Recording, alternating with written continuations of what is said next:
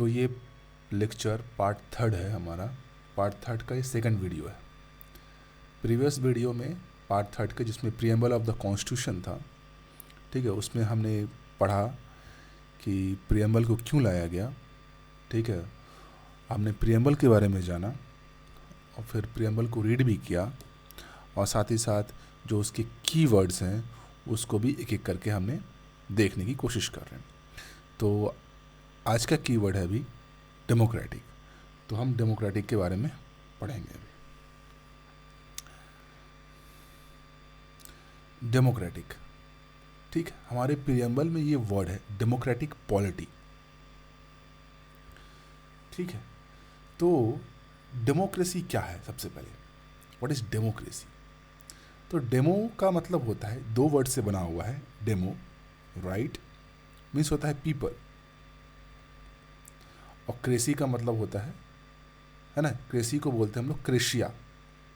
क्रेशिया दो Greek word है, ठीक है, डेमोस और क्रेशिया। डेमोस और क्रेशिया। तो डेमोस का मतलब होता है पीपल और क्रेशिया का मतलब होता है रूल। ये दो वर्ड से आपका डेमोक्रेसी बना हुआ है। तो दोनों को अगर मिला के बोले तो क्या है ना, पीपल रूल या रूल ऑफ पीपल, राइट। इन लोगों के द्वारा किया गया शासन, दैट इज कॉल्ड डेमोक्रेसी। तो इंडिया में हम लोग क्या डेमोक्रेसी यूज़ करते हैं, ठीक है। तो हम लोग इंडिया में इनडायरेक्ट डेमोक्रेसी को प्रमोट करते हैं। हम पढ़ेंगे किस तरह से होते हैं। तो डेमोक्रेसी को दो भागों में यहाँ पे डिवाइड कर दिया गया है। पहला है डायरेक्ट डेमोक्रेसी और दूसरा है इनडायरेक्ट डेमोक्रेसी। डायरेक्ट डेमोक्रेसी कहाँ पे होगा? जहाँ पे डायरेक्ट पीपल के द्वारा यानी लोगों के द्वारा रूल किया जाएगा, ठीक है, उसको हम लोग डायरेक्ट डेमोक्रेसी बोलेंगे। इनडायरेक्ट डेमोक्रेसी क्या होगा? जहाँ पे लोगों के रिप्रेजेंटेटिव कर अपॉइंट होते हैं, यानी कि लोग क्या करते हैं, अगर ये सारे बहुत सारे लोग हैं तो ये क्या करते हैं, हमारे रिप्रेजेंटेटिव अपॉइंट करते हैं। सो दे अपॉइंटेड वन सम रिप्रेजेंटेटिव। अब ये रिप्रेजेंटेटिव क्या करेंगे, ये आपके लॉ बनाएंगे, जैसे हम लोग करते हैं। हम लोग एमएलए है ना अपॉइंट करते हैं, जो आपको स्टेट में जाता है, आपका मेंबर ऑफ लेजिस्लेटिव असेंबली में जाके वहाँ पे स्टेट का लॉ बनाता है। एमपी अपॉइंट होता है तो फिर जाके पार्लियामेंट्री लॉ बनता है, ठीक है, आपका सेंटर में जाके लॉ बनता है। तो उस तरह से तो हम लोग क्या फॉलो कर रहे हैं, इनडायरेक्ट डेमोक्रेसी, ठीक है। तो डायरेक्ट डेमोक्रेसी कहाँ पे होता है? For example Switzerland. स्विट्जरलैंड में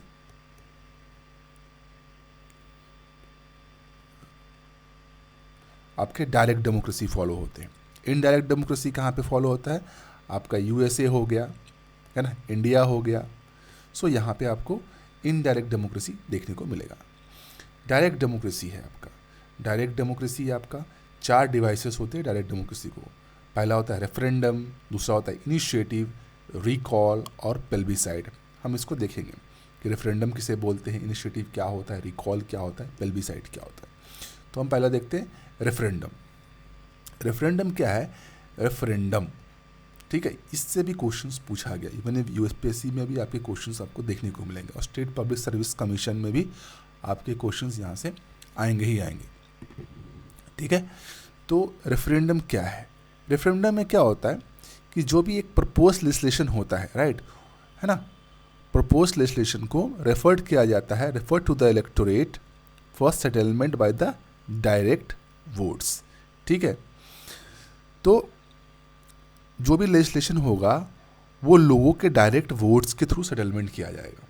जो भी आप नियम कानून आप बनाने वाले हो, ठीक है, तो उस पर क्या हुआ, लोग बैठेंगे, सारे लोग मिलके वोट करेंगे, ठीक है, सारे लोग मिलके वोट करेंगे और उसके बाद वो पारित होगा, ठीक है, तो उसको बोलते हैं रेफरेंडम।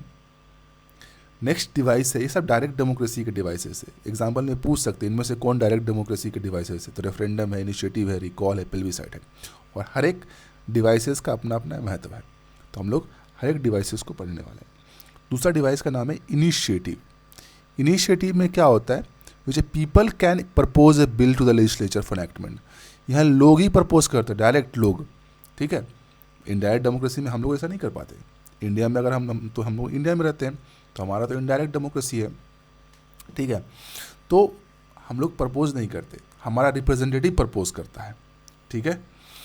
तो पीपल डायरेक्ट डेमोक्रेसी में can propose a bill to the legislature for enactment, उसको बोलते हैं इनिशिएटिव, इनिशिएट कर रहा है, तो उसको एक याद भी कर सकते हो इस तरह से, इनिशिएटिव कर रहा है, यानी लोग क्या कर रहे हैं, बिल को प्रपोज कर रहे हैं लेजिस्लेचर में, उसको इनैक्टमेंट करने के लिए, उसको बनाने के लिए, that is called initiative. Next one is recall, ठीक है, रिकॉल, रिकॉल का मतलब क्या हो रहा है, रिकॉल कर रहा है यानी वापस बुला रहा है, इस तरह से भी आप याद कर सकते हो आपको, ठीक है।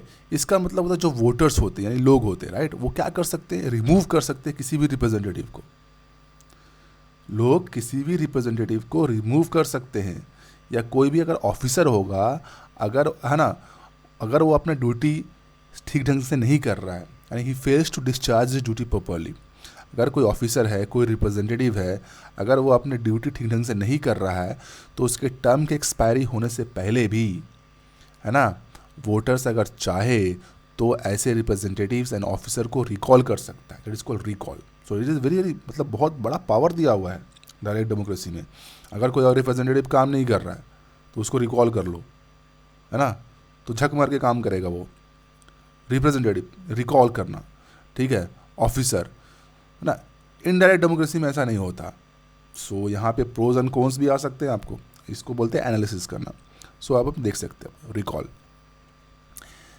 नेक्स्ट है आपका पेल्विसाइट, ठीक है, तो पेल्विसाइट मेथड है बाय ऑब्टेनिंग द ओपिनियन, यहाँ पे ओपिनियन ऑब्टेन करते हैं अपन, कहाँ का ओपिनियन, लोगों का ओपिनियन, जो भी इंडियन लोग हैं उनके ओपिनियन करते हैं। किस पे ओपिनियन का, कोई भी एक पब्लिक इंपॉर्टेंट इशू है, राइट, उस पर लोगों का ओपिनियन आप इकट्ठा कर लो, ठीक है, और उसको फिर सॉल्व करो। बेसिकली इसका यूज़ कहाँ होता है, टेरिटरियल डिस्प्यूट्स में, ठीक है, टेरिटरियल डिस्प्यूट्स को अगर सॉल्व करना है, मान लो कहीं पे टेरिटरियल डिस्प्यूट हो गया, ठीक है, तो पूरे लोगों का से आपने क्या लिए, ओपिनियन ले लिए और इस टेरिटरियल डिस्प्यूट को सॉल्व कर दिए, ठीक है। तो इसको डायरेक्ट डेमोक्रेसी के these are the devices, right, plebiscite, recall, initiative, referendum, right, और हम लोगों ने एक एक करके इस डिवाइसेस को देखा। इससे क्वेश्चन हमेशा बनते हैं, इसलिए that's why it's very very important, याद रखिए, इसको नोट डाउन कीजिए सब चीज़ को, ठीक है। तो हमारा जो पॉलिटी है वो क्या है, डेमोक्रेटिक पॉलिटी है। डेमोक्रेटिक पॉलिटी का मतलब क्या हुआ, किसके बेस्ड पे है डेमोक्रेटिक पॉलिटी, ठीक है ना, ये इसमें आपका position of supreme power by the people. हमारे डेमोक्रेटिक पॉलिटी में जो सुप्रीम पावर है वो लोगों के पास ही है, हम रिप्रेजेंटेटिव तय करते हैं, हम लोग, यानी हम का मतलब यहाँ पे पूरा सिटीजन ऑफ इंडिया की बात कर रहे हैं। हम क्या करते हैं, अपने रिप्रेजेंटेटिव, है ना, चूज़ करते हैं, वो रिप्रेजेंटेटिव, है ना, एज ए लॉ मेकर जाके, ठीक है, लॉ बनाता है। तो इनडायरेक्टली वो जो पावर है, सुप्रीम पावर है, वो लोगों के हाथों में होता है। लोग अगर जो लॉ बनाया है, ठीक है, तो उसको, है ना, वो कितने 5 साल के लिए वो वैलिड, 5 साल के लिए वो रहता है आपका रिप्रेजेंटेटिव, है ना, ठीक है, एमएलए हो या एमपी हो, तो 5 अगर आपको मान लो 5 साल में उसका काम आपको पसंद नहीं आया, तो आप क्या कर सकते हो, नेक्स्ट टाइम जब इलेक्शन होगा, ठीक है, तो उसको वोट नहीं करने का। This is called the real power of democracy, जो लोग समझते नहीं हैं। अगर भारत के लोग अगर अपने वोट का, है ना, अपने मत का अधिकार अगर समझ लेंगे, तो हमारा जो डेवलपमेंट है वो बहुत ही ज़्यादा प्रोएक्टिव हो जाएगा। लोग नहीं समझते हैं, लोग सिर्फ वोट देते हैं, वोट का महत्व नहीं समझते, ठीक है। अगर कोई रिप्रेजेंटेटिव काम नहीं करता है, उसको अगले बार में वोट मत दो, वो काम करेगा ही करेगा। हमारा कॉन्स्टिट्यूशन को इस तरह से बनाया गया है ना, बहुत ही प्रोएक्टिव है। अगर आपको समझ में आ गया, अगर भारत के लोग समझ गए, तो यहाँ पे डेवलपमेंट बहुत तेज़ी से करेगा, बहुत तेज़ी से, क्योंकि हर किसी को पावर, हर रिप्रेजेंटेटिव को पावर में रहने का अधिकार है। अब जब उससे पावर ही छीन लिएगा तो फिर वो काम ही नहीं, वो रह ही नहीं पाएगा। वो तो अपने आप को बरकरार रखने के लिए, है ना, अपने आप को लीडर बरकरार रखने के लिए उसे काम करना ही पड़ेगा। इस तरह से अपने कॉन्स्टिट्यूशन को बनाया गया। So this is called beautifulness of our constitution. कितना अच्छा है ना। नेक्स्ट है आपका, हमने देखा डायरेक्ट डेमोक्रेसी के बारे में, ठीक है। इनडायरेक्ट डेमोक्रेसी के बारे में भी थोड़ा पढ़ लेते हैं। इनडायरेक्ट डेमोक्रेसी 2 तरह का होता है हमारा, वन होता है पार्लियामेंट्री एंड दूसरा होता है प्रेसिडेंशियल, ठीक है। Parliamentary democracy, parliamentary indirect democracy, ठीक है, और होता है एक प्रेसिडेंशियल, ठीक है। तो इसमें कैसा होता है, जो रूल होगा, जो इलेक्टेड होगा हमारा, तो इलेक्टेड प्रेसिडेंशियल में क्या होगा, directly elected by the people, ठीक है। पार्लियामेंट्री में क्या होता है, indirectly elected by the people basically, है ना। तो जैसे हमारे प्रेसिडेंट हैं, ठीक है, स्टेट के, हमारा मतलब इंडिया के प्रेसिडेंट, तो हम लोग कैसे है, वो इनडायरेक्टली इलेक्टेड है, ठीक है, तो वो पार्लियामेंट्री है, पार्लियामेंट्री इनडायरेक्टली इलेक्टेड है, ठीक है। एक होता है प्रेसिडेंशियली, ठीक है, यहाँ तक तो क्लियर हो चुका है हमारा, ठीक है।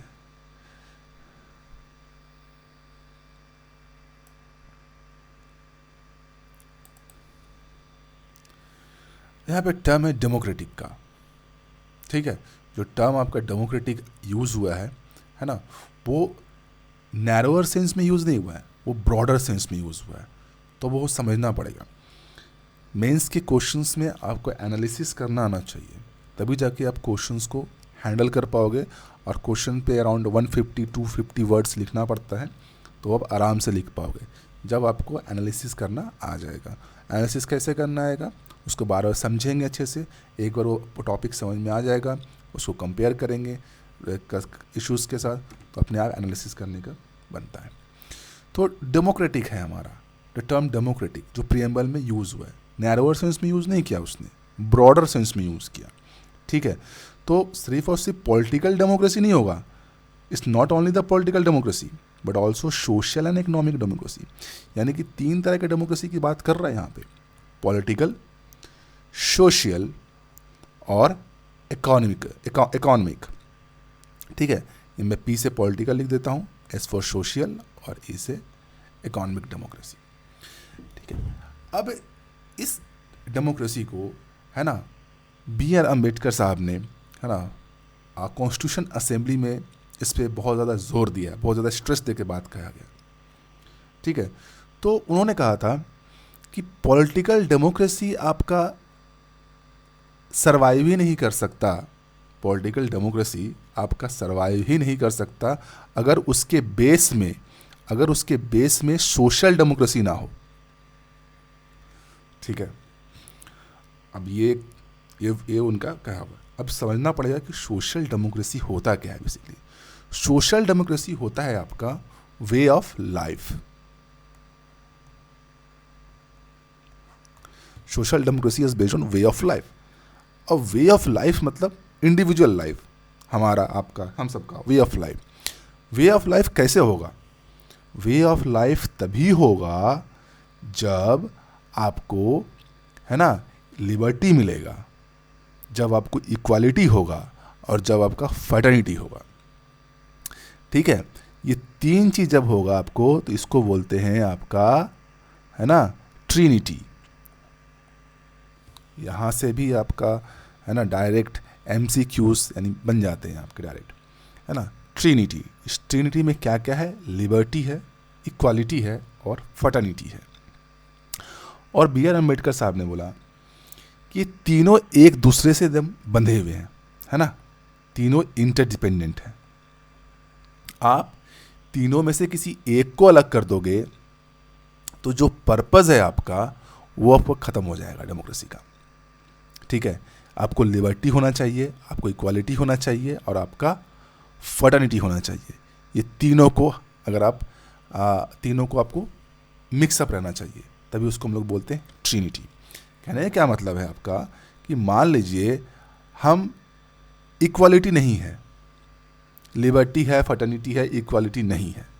अब इक्वल ही नहीं है, लिबर्टी है, आज़ादी है आपके पास, लेकिन इक्वालिटी नहीं है, तो अगर आज़ादी है तो इससे क्या होगा कि एक खास किस्म के वर्ग का सुप्रीमेसी हो जाएगा, ठीक है। एक खास किस्म के वर्ग हैं, उनका सुप्रीमेसी हो जाएगा, ठीक है, ठीक है, क्योंकि वहाँ पे आपका इक्वालिटी नहीं है।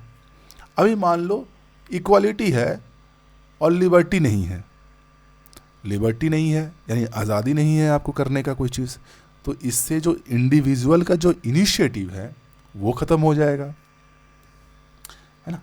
तो तीनों एक दूसरे पे इंटरडिपेंडेंट है। फर्टर्निटी भाईचारा, ऑब्वियसली भाईचारा होना ही पड़ेगा, तभी तीनों को बॉन्ड करके रख सकते हैं हम एक दूसरे के साथ, राइट। तो liberty, equality, fraternity, they are known as trinity, है ना। तो ये आपका था।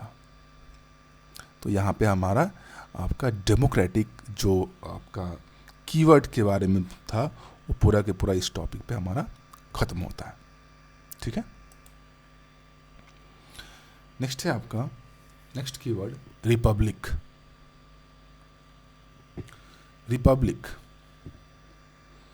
तो हमारा जो पॉलिटी है वो क्या है, डेमोक्रेटिक। तो हम डेमोक्रेटिक पॉलिटी को दो भागों में डिवाइड किए हैं, एक को बोलते हैं मोनार्की, दूसरा है आपका रिपब्लिक।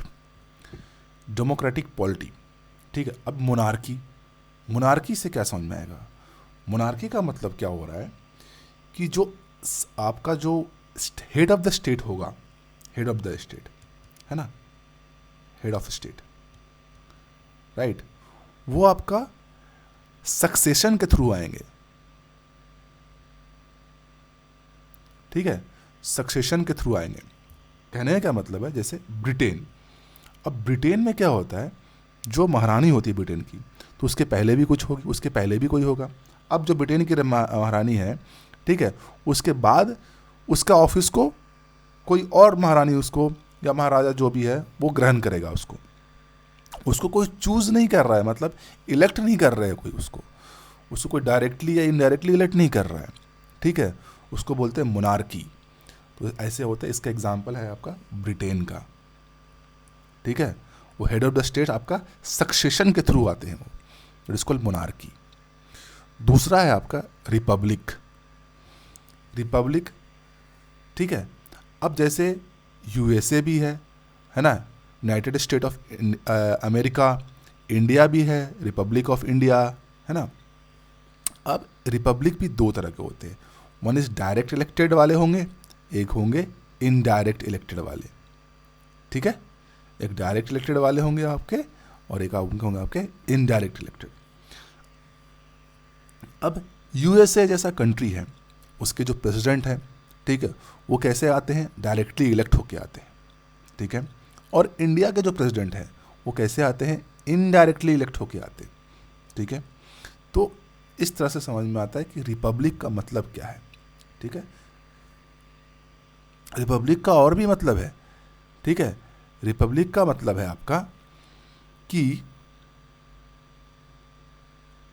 जो पॉलिटिकल सोवरेनिटी होगा आपका, पॉलिटिकल सोवरेनिटी, राइट, वो आपके पीपल होंगे, लोगों के पास होगा ही पॉलिटिकल सोवरेनिटी, चाहे वो इलेक्ट करे डायरेक्टली या इनडायरेक्टली, ठीक है। मान लो यूएस का प्रेसिडेंट है, यूएसए का प्रेसिडेंट है, ठीक है, वो तो आपका डायरेक्टली इलेक्ट होता है, और इंडिया का है प्रेसिडेंट, वो आपका इनडायरेक्टली इलेक्ट होता है।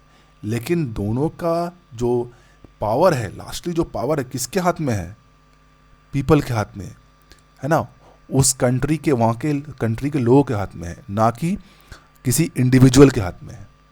ये प्रेसिडेंट के हाथ में नहीं है, वहाँ के लोगों के हाथ में है, ठीक है। अब मोनार्की में इस सेंस में नहीं होता। मोनार्की में क्या होता है, पूरा का पूरा जो पावर होता है एक सिंगल इंडिविजुअल के हाथ में होता है, चाहे वो किंग होगा या क्वीन होगा, है ना, इस तरह के कोई होंगे, ठीक है। अब इसमें आपको देखना पड़ेगा मोनार्की। अभी नॉर्थ कोरिया का ले लीजिए एग्जाम्पल, मोनार्की है पूरा, है ना।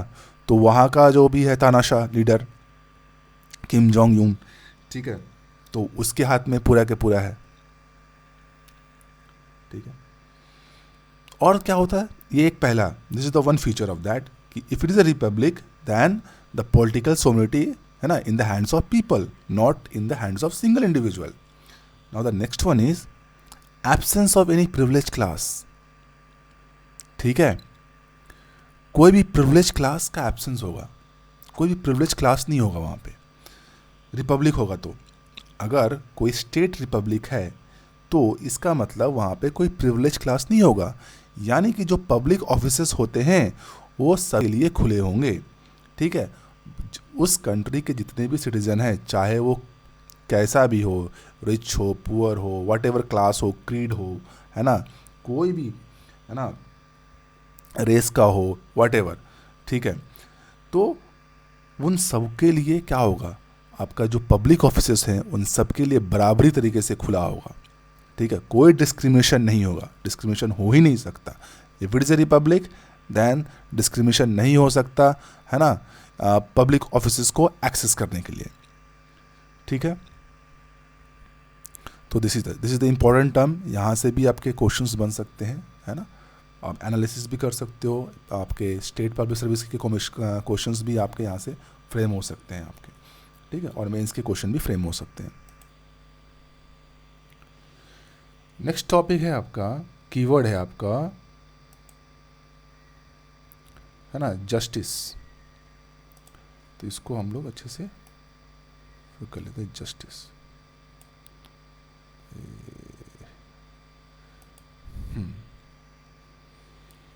तो जस्टिस कीवर्ड, तो हमारा जो जस्टिस है, यानी जस्टिस जो कीवर्ड है, राइट, तो इसको अपना जो प्रीएम्बल है इसमें क्या बोल रहा है, सोशल जस्टिस की बात कर रहा है, इकोनॉमिक जस्टिस की बात कर रहा है, पॉलिटिकल जस्टिस की बात कर रहा है। अगर जब हम पढ़ेंगे, जब हम अगर प्रीएम्बल को आपने देखा होगा तो उस पर देखिएगा लिखा होगा सोशल, इकोनॉमिक एंड पॉलिटिकल। अब ये सोशल जस्टिस क्या होता है, इकोनॉमिक जस्टिस क्या होता है, और पॉलिटिकल जस्टिस क्या होता है, ठीक है। तो इसको कहाँ से मिल रहा है एक्चुअली, जस्टिस जो मिलने वाला है कॉन्स्टिट्यूशन में, जस्टिस, है ना, वो कहाँ से मिल रहा है लोगों को।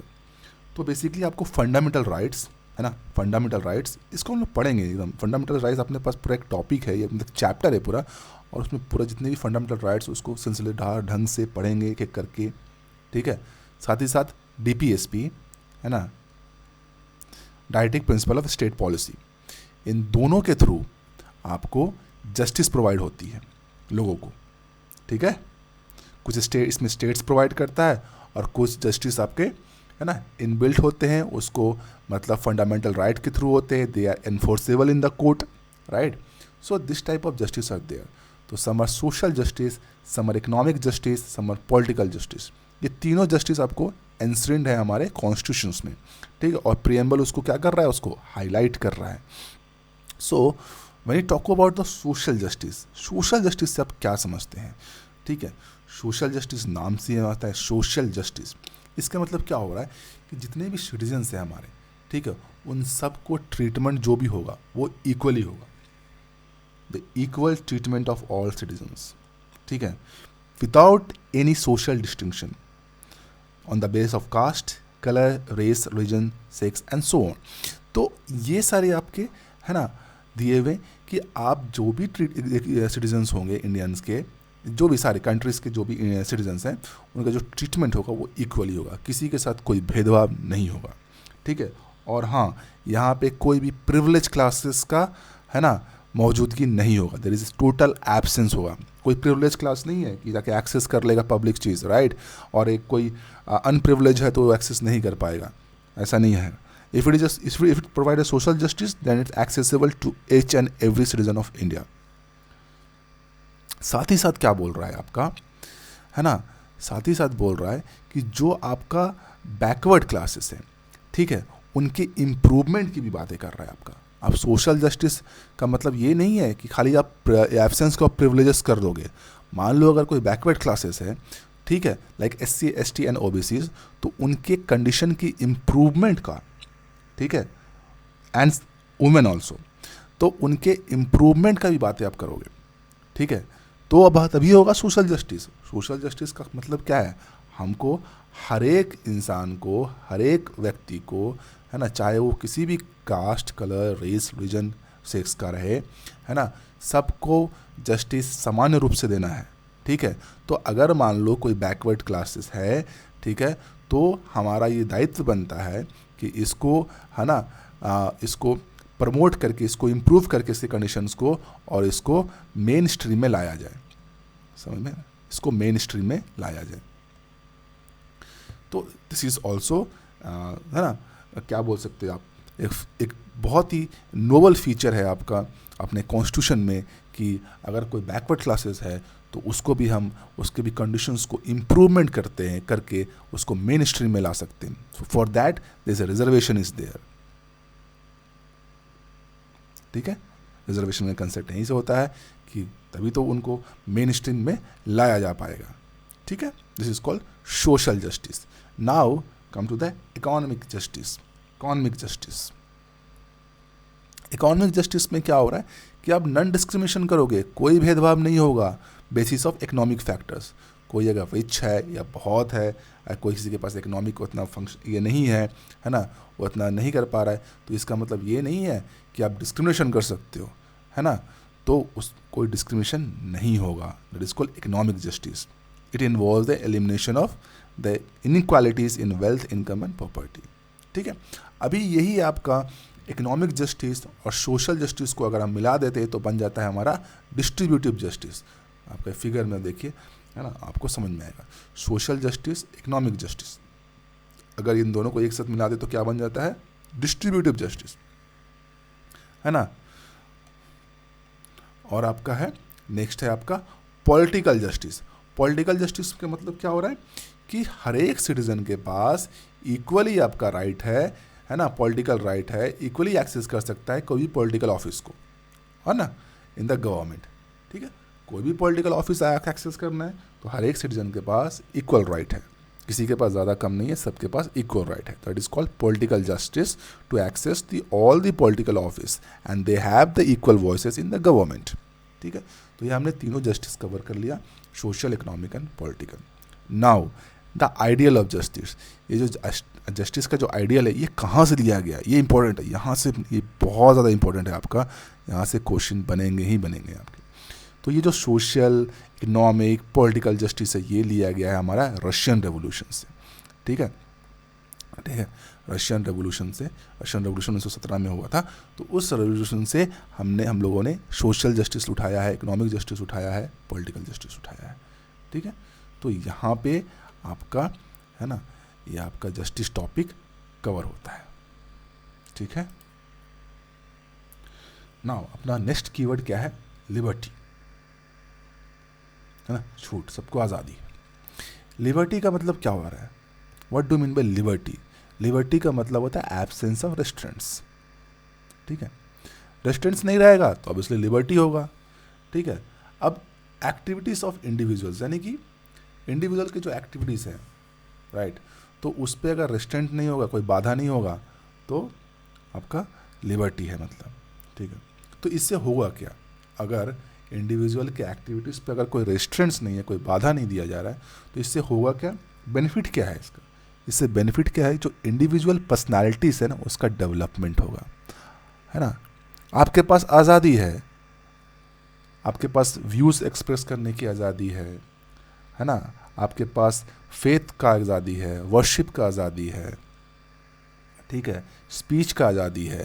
तो इससे होगा क्या, आपके पास आपका जो पर्सनालिटी होगा, इंडिविजुअल पर्सनालिटी होंगे वो डेवलप होंगे, ठीक है।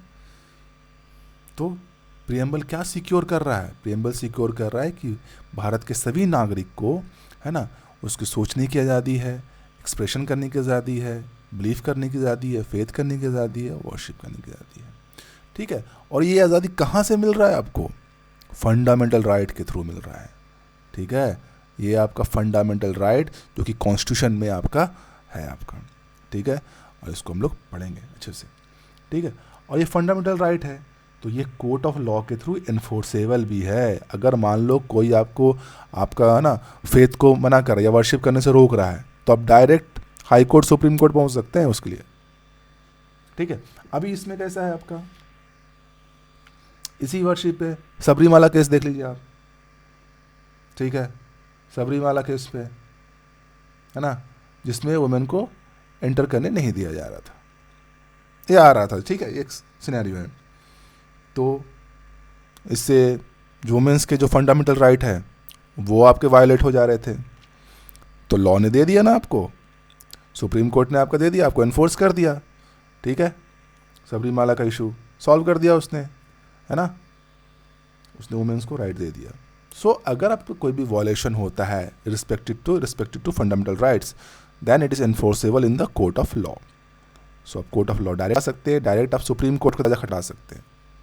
सो दैट्स वाई, इसीलिए, है ना, ये आपका फंडामेंटल राइट बहुत ज़्यादा इंपॉर्टेंट हो जाता है एग्ज़ाम पर्सपेक्टिव से भी, और अगर आप पॉलिटी, इंडियन पॉलिटी को हम लोग समझ रहे हैं अच्छे से, तो हमें अपना फंडामेंटल राइट पता होना चाहिए, ठीक है।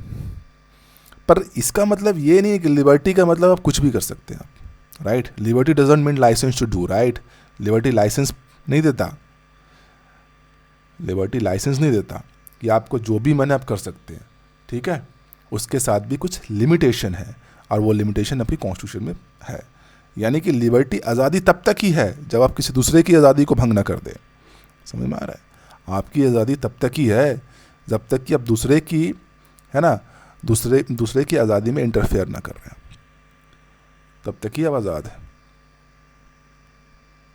ठीक है। तो कहने का क्या मतलब है कि जो लिबर्टी है हमारा, जो प्रीएम्बल में है आपका, और फंडामेंटल राइट्स में भी आपको लिबर्टी है आपका, जो आपको दे रहा है आपको लिबर्टी, वो एब्सोल्यूट नहीं है। This is not absolute but qualified है, मतलब certain conditions are there, so this are not absolute. Absolute का मतलब हो रहा है कि हाँ ये ही पूरा है आपका, आपको लाइसेंस किया हुआ है, आपका छूट दिया हुआ है, कोई कुछ नहीं बोलने वाला, ऐसा नहीं हो सकता। क्वालिफाई है, कंडीशन है, वो आपको मानना पड़ेगा, ठीक है। तो दैट इज, इससे भी आपके क्वेश्चंस बन जाते हैं, वेदर लिबर्टी इज एब्सोल्यूट और not. Obviously it is not absolute, so it is qualified. तो ये भी यहाँ पे इंपॉर्टेंट बनता है कि जो आइडियल्स है आपका लिबर्टी, इक्वालिटी एंड फ्रेटर्निटी का, ये जो आपका प्रीएम्बल में है, ये कहाँ से लिया गया? तो ये लिया गया फ्रेंच रेवोल्यूशन से। ये आपके वन लाइनर क्वेश्चंस भी बहुत इंपॉर्टेंट है, सब क्वेश्चंस कि आइडियल्स जो लिबर्टी, इक्वालिटी एंड फ्रेटर्निटी का कहाँ से लिया गया आपका? फ्रेंच रेवोल्यूशन से। फ्रेंच रेवोल्यूशन कब हुआ था? 1789 टू 1799 में, ठीक है। Now coming to our next topic, एक कीवर्ड बोल सकते हैं हम, इक्वालिटी। Equality, right. तो प्रीएम्बल के अंदर हमारा 3 डायमेंशन दिया हुआ है, ठीक है, इक्वालिटी का बताया है उसमें।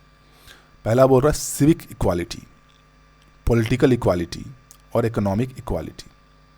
3 तरह की इक्वालिटी की बात की गई है आपके, है ना, प्रीएम्बल के अंदर। तो सिविक इक्वालिटी आपको कहाँ से आएगा? सिविल इक्वालिटी आपको फंडामेंटल राइट्स दे देता है आपको, ठीक है।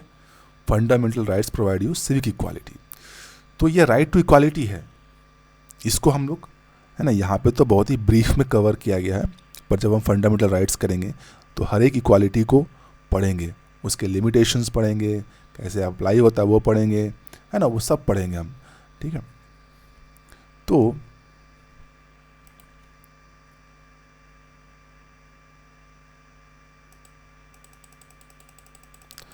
ठीक है, तो इसको हम लोग यहाँ पे देख लेते हैं, राइट टू इक्वालिटी। तो ये राइट टू इक्वालिटी के अंदर आता है सिविक इक्वालिटी। तो आपका आर्टिकल 14 से लेकर के 18 तक, 14 टू 18 यानी 14, 15, 16, 17 एंड 18, ये 4 आपका राइट टू इक्वालिटी के अंदर आता है। तो पहला है आपका इक्वालिटी बिफोर द लॉ, ठीक है, लॉ से पहले equality, before the law, law के पहले इक्वालिटी है, ठीक है।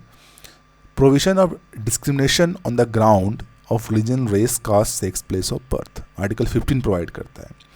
Equality of opportunity in matter of public employment, article 16। abolition of untouchability, article 17, and abolition of title, article 18. These are the articles are there which provide you the civic, है ना, civic thing, right, civic equality, है ना। तो ये आपका है। Now coming to next is political equality, ठीक है। तो पॉलिटिकल इक्वालिटी क्या है? पॉलिटिकल इक्वालिटी आपको आर्टिकल में मिलेंगे, मतलब कॉन्स्टिट्यूशन में मिलेंगे। तो 2 आपको मिलेंगे, आर्टिकल 325, 325 और आर्टिकल 326। मैं आर्टिकल यहाँ पे इसलिए आपको बता रहा हूँ, एग्जाम में डायरेक्ट ऐसे क्वेश्चन बन जाते हैं आपके कि आपके पॉलिटिकल इक्वालिटी कौन कौन से आर्टिकल से आपको आ रहे हैं, तो आपको याद रखना पड़ेगा आर्टिकल 325 और आर्टिकल 326। आपके सिविक इक्वालिटी कौन कौन से आर्टिकल से आते हैं? तो फंडामेंटल राइट्स के, राइट टू इक्वालिटी के आर्टिकल से आते हैं 14 टू लेके 18 तक का, ठीक है। तो पॉलिटिकल इक्वालिटी देख लेते हैं। पॉलिटिकल इक्वालिटी में क्या है? No person is to be declare ineligible, ठीक है, नो पर्सन, कोई भी पर्सन को एलिजिबल डिक्लेयर नहीं कर सकते for inclusion in electoral rolls, ठीक है। इलेक्टोरल रोल्स में अगर इंक्लूड कर रहे हैं तो किसी भी पर्सन को आप डिक्लेयर, है ना, इनएलिजिबल नहीं कर सकते आप। किस बेसिस पे नहीं कर सकते? रिलीजन के बेसिस पे, रेस के बेसिस पे, कास्ट के बेसिस पे और सेक्स के बेसिस। ये ग्राउंड दिया हुआ है, इस ग्राउंड के बेसिस पे आप, है ना, कोई भी अगर बंदा, कोई भी पर्सन अगर इलेक्टोरल रोल्स में आपको शामिल होना चाहता है तो आप उसको इनएलिजिबल डिक्लेयर नहीं कर सकते। आर्टिकल 325 ये बोलता है। दूसरा क्या बोल रहा है आर्टिकल 326 कि जो लोकसभा और स्टेट असेंबलीज के जो, है ना, आपके इलेक्शंस होते हैं, ठीक है, वो आपके किस पे बेसिस पे होना चाहिए? अडल्ट सफरेज के बेसिस पे होना चाहिए, ठीक है। यानी सबको मत देने का अधिकार, 18 वर्ष से ऊपर के जितने भी लोग हैं सबके सब मत दे सकते हैं, वो आपको बता रहा है बेसिस ऑफ अडल्ट सफरेज, ठीक है। वो जो इलेक्शंस होगा लोकसभा और स्टेट असेंबलीज के, वो आपको किस में हो गया? Article 326। So this is called political equality, यानी इक्वल है हम लोग पॉलिटिकली। 18 वर्ष आपका एज हो चुका है, अब वोट देने के लिए तैयार है। अब 18 वर्ष के ऊपर कोई भी हो सकता है, वेदर आप कोई भी रेस से बिलोंग करते, कोई भी कास्ट, कोई भी सेक्स के हों, ठीक है, तो आपके पास पॉलिटिकल इक्वालिटी है। इकोनॉमिक इक्वालिटी क्या है? तो ये आपको डीपीएसपी में मिलेगा, directive principle of state policy, article 39 में। इकोनॉमिक इक्वालिटी है ना, जिसमें क्या हो रहा है, मेन और जो वुमेन है दोनों, पुरुष और महिलाएं, उनको क्या मिला हुआ है? इक्वल राइट है, इक्वल राइट है दोनों को, ठीक है, दोनों को क्या मिला हुआ है? इक्वल राइट मिला हुआ है, ठीक है। तो दोनों को इक्वल राइट है और दोनों जो को लिवलीहुड में अपना कर सकते हैं, ठीक है। और दोनों को क्या मिलेगा? Equal pay for equal work, यानी जो महिलाओं को जितना मिलेगा पुरुषों को उतना मिलेगा, ठीक है। अगर इक्वल वर्क करेंगे तो उनको इक्वल पे मिलेगा, ठीक है। तो जो राइट है उनका, अपॉर्चुनिटी का राइट है, वो इकोनॉमिक जो राइट है उनका इक्वालिटी को यहाँ पे डीपीएसपी शो करता है, ठीक है, directive principle of state policy. हम देखेंगे हमारे जब लेक्चर चालू होगा directive principle of state policies में, ठीक है, तो उसके अंदर हम सिलसिलेवार ढंग से, अच्छे ढंग से, है ना, एक आर्टिकल्स को एनालाइज करने की कोशिश करेंगे वहाँ पर, ठीक है। तो यहाँ पे आपको एक ब्रीफ आइडिया मिल जाता है कि आपका सिविक आपका इक्वालिटी क्या है, पॉलिटिकल इक्वालिटी क्या है और इकोनॉमिक इक्वालिटी क्या है। और ये आपका जो आपका डायमेंशन है आपका प्रीएम्बल के अंदर इंश्रिंड है, उसके अंदर आता है। Now coming to our next topic है हमारा फटर्निटी। फटर्निटी का मतलब ही है भाईचारा, ठीक है, फटर्निटी। तो फटर्निटी का मतलब क्या हो रहा है? Brotherhood. It is a sense of brotherhood, ठीक है। तो सेंस ऑफ ब्रदरहुड कैसे आता है? सोच के देखिए थोड़ा सा। हम लोग क्या है, हमारा सिटीजनशिप क्या है? सिंगल है। So when you have a single citizenship, ठीक है, यानी सबको एक सिटीजनशिप मिला हुआ है, तो इससे क्या होगा? फटर्निटी का जो फीलिंग है वो आपको बढ़ेगा।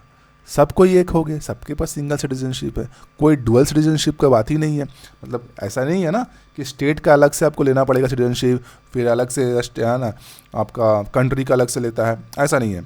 पूरे ऑल ओवर इंडिया में कहीं से भी आप बिलोंग करते हो, कोई भी स्टेट से बिलोंग करते हो, सिटीजनशिप आपका सिंगल ही होता है। तो इसी को बोलते हैं, इससे क्या होगा? हमारा जो भाईचारा है लोगों में वो एक होगा, यानी कि बढ़ेगा, आपका फीलिंग ऑफ फटर्निटी आपका इम्प्रूव होगा आपका। तो ये फीलिंग ऑफ फटर्निटी इम्प्रूव करने का जो है आपका, है ना, ये आपको कहाँ से आपको शो होता है? आपका फंडामेंटल ड्यूटीज़ में। फंडामेंटल ड्यूटीज़ ये अलग एक टॉपिक है, उसको हम लोग पढ़ेंगे उसके अलग चैप्टर में, आर्टिकल 51A करके, ठीक है। तो यहाँ पे आप शॉर्ट में समझ लीजिए, फंडामेंटल ड्यूटीज़ आर्टिकल 51A। अब ये क्या बोलता है कि duty of every citizen of India to promote harmony and spirit of common brotherhood, ठीक है। यहाँ पे कॉमन ब्रदरहुड की बात कर रहा है, यानी कि हर एक इंडिया के हर एक नागरिक का ये ड्यूटी, एक कर्तव्य है, ये कर्तव्य है, ड्यूटी है यहाँ पे, है ना, कि आपको प्रमोट करना चाहिए हार्मनी और कॉमन ब्रदरहुड, सबके अंदर फ्रेटर्निटी प्रमोट करना चाहिए amongst all the people of India, चाहे वो किसी भी रिलीजियस, लिंग्विस्टिक, रिलीजन या सेक्शनल डाइवर्सिटीज़ के क्यों ना हो, ठीक है। तो यहाँ ये आपका आर्टिकल 51A जो कि आपका फंडामेंटल ड्यूटीज़ है, ठीक है। तो ये आपका ड्यूटी होता है कि हर एक भारतीय नागरिक का ये ड्यूटी है कि वो सेंस ऑफ ब्रदरहुड को प्रमोट करे, फटर्निटी को प्रमोट करे। नेक्स्ट, ठीक है। तो ये फटर्निटी दो थिंग को एश्योर कर रहा है। क्या एश्योर कर रहा है? दो थिंग को। पहला तो बोल रहा है डिग्निटी ऑफ द इंडिविजुअल, हर एक व्यक्ति के डिग्निटी को भी, है ना, और दूसरा बोल रहा है unity and integrity of nation, ठीक है। अब फैटर्निटी होगा, भाईचारा बढ़ेगा, सब एक होंगे, तो ऑब्वियसली नेशन का यूनिटी एंड इंटीग्रिटी तो बढ़ेगा ही। डिग्निटी ऑफ इंडिविजुअल, भाईचारा बढ़ेगा तो लोग एक दूसरे को, है ना, सब, है ना, ब्रदरहुड बढ़ेगा तो क्या होगा? एक दूसरे का डिग्निटी भी आपका है ना मेंटेन रहेगा। अब ये वर्ड है इंटीग्रिटी। इंटीग्रिटी हमने पढ़ा था कि 3 ऐसे वर्ड हैं जो आपके 42nd कॉन्स्टिट्यूशनल अमेंडमेंट एक्ट के थ्रू ऐड किए गए प्रियम्बल में। कौन कौन से थे आपके? Socialist, secular and integrity.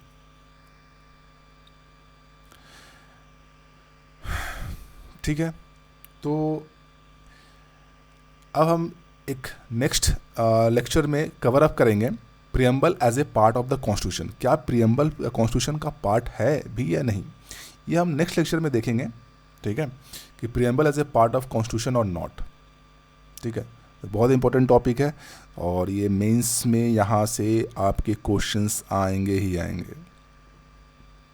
ठीक है, कोई भी यूपीएससी मेंस दे रहे हो या कोई भी स्टेट पब्लिक सर्विस कमीशन का मेंस, उसमें है ना इस तरह के क्वेश्चंस बहुत ज़्यादा आते हैं, इसलिए इसका इंपॉर्टेंस बहुत ज़्यादा है कि preamble as a part of constitution है या नहीं। ठीक है, तो वो हम नेक्स्ट वीडियो लेक्चर में इसको कवर अप करेंगे। ठीक है, आज के लिए धन्यवाद।